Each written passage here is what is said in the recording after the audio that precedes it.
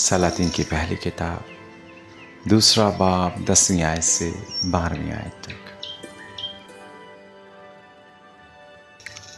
اور داؤد اپنے باپ دادا کے ساتھ سو گیا اور داؤد کے شہر میں دفن ہوا، اور کل مدت جس میں داؤد نے اسرائیل پر سلطنت کی 40 برس کی تھی۔ 7 برس تو اس نے ہبرون میں سلطنت کی اور 33 برس یروشلم میں۔ اور سلیمان اپنے باپ داؤد کے تخت پر بیٹھا اور اس کی سلطنت نہایت مستحکم ہوئی۔ تیسرا باب 3 آیت سے 14ویں آیت تک۔ اور سلیمان خداوند سے محبت رکھتا اور اپنے باپ داؤد کے آئین پر چلتا تھا۔ اتنا ضرور ہے کہ وہ اونچی جگہوں میں قربانی کرتا اور بخور جلاتا تھا۔ اور بادشاہ جبون کو گیا تاکہ قربانی کرے، کیونکہ وہ خاص اونچی جگہ تھی۔ اور سلیمان نے اس مذبح پر 1000 سوکھنی قربانیاں گزرانی۔ جبون میں خداوند رات کے وقت سلیمان کو خواب میں دکھائی دیا، اور خدا نے کہا، مانگ، میں تجھے کیا دوں؟ سلیمان نے کہا، تو نے اپنے خادم میرے باپ داؤد پر بڑا احسان کیا، اس لیے کہ وہ تیرے حضور راستی اور صداقت اور تیرے ساتھ سیدھے دل سے چلتا رہا، اور تو نے اس کے واسطے یہ بڑا احسان رکھ چھوڑا تھا کہ تو نے اسے ایک بیٹا عنایت کیا جو اس کے تخت پر بیٹھے جیسا آج کے دن ہے۔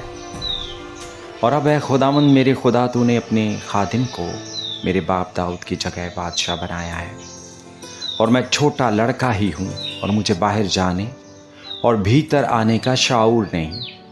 اور تیرا خادم تیری قوم کے بیچ میں ہے جسے تو نے چن لیا۔ وہ ایسی قوم ہے جو کثرت کے باعث نہ گنی جا سکتی ہے، نہ شمار ہو سکتی ہے۔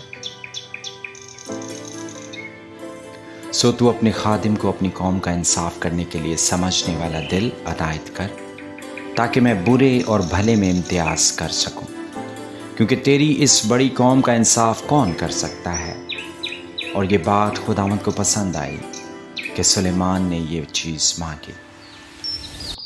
اور خدا نے اس سے کہا، چونکہ تو نے یہ چیز مانگی اور اپنے لیے عمر کی درازی کی درخواست نہ کی، اور نہ اپنے لیے دولت کا سوال کیا، اور نہ اپنے دشمنوں کی جان مانگی، بلکہ انصاف پسندی کے لیے تو نے اپنے واسطے عقل مندی کی درخواست کی ہے، سو دیکھ میں نے تیرے درخواست کے مطابق کیا۔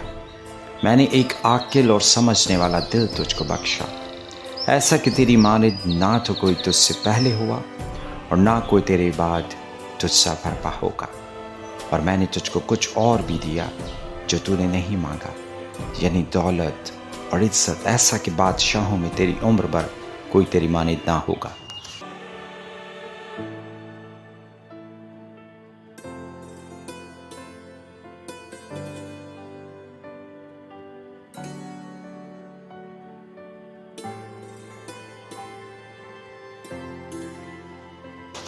امثال نامہ باب 1 آیت سے 6 آیت تک۔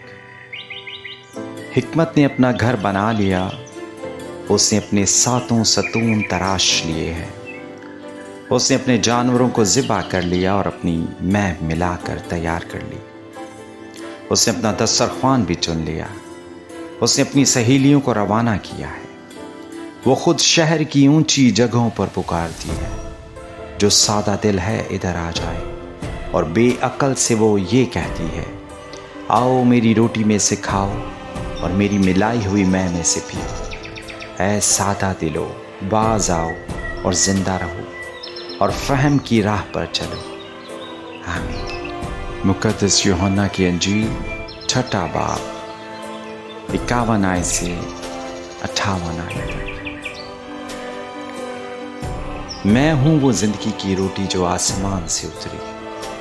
اگر کوئی اس روٹی میں سے کھائے تو ابد تک زندہ رہے گا، بلکہ جو روٹی میں جہان کی زندگی کے لیے دوں گا وہ میرا گوشت ہے۔ پس یہودی یہ کہہ کر آپس میں جھگڑنے لگے کہ یہ شخص اپنا گوشت ہمیں کیوں کر کھانے کو دے سکتا ہے؟ یسوع نے ان سے کہا، میں تم سے سچ کہتا ہوں کہ جب تک تم ابن آدم کا گوشت نہ کھاؤ اور اس کا خون نہ پیو، تم میں زندگی نہیں۔ जो मेरा गोश्त खाता और मेरा खून पीता है, हमेशा की ज़िंदगी उसकी है और मैं उसे आखिरी दिन फिर ज़िंदा करूँगा, क्योंकि मेरा गोश्त फिल हकीकत खाने की चीज़ और मेरा खून फिल हकीकत पीने की चीज़ है। जो मेरा गोश्त खाता और मेरा खून पीता है वो मुझ में कायम रहता है और मैं उसमें। जिस तरह ज़िंदा बाप ने मुझे भेजा और मैं बाप के सबब से ज़िंदा हूँ, उसी तरह वो भी जो मुझे खाएगा मेरे सबब से ज़िंदा रहेगा। जो रोटी आसमान से उतरी यही है, बाप दादा की तरह नहीं कि खाया और मर गए। जो ये रोटी खाएगा वो अब तक ज़िंदा रहेगा। आमीन।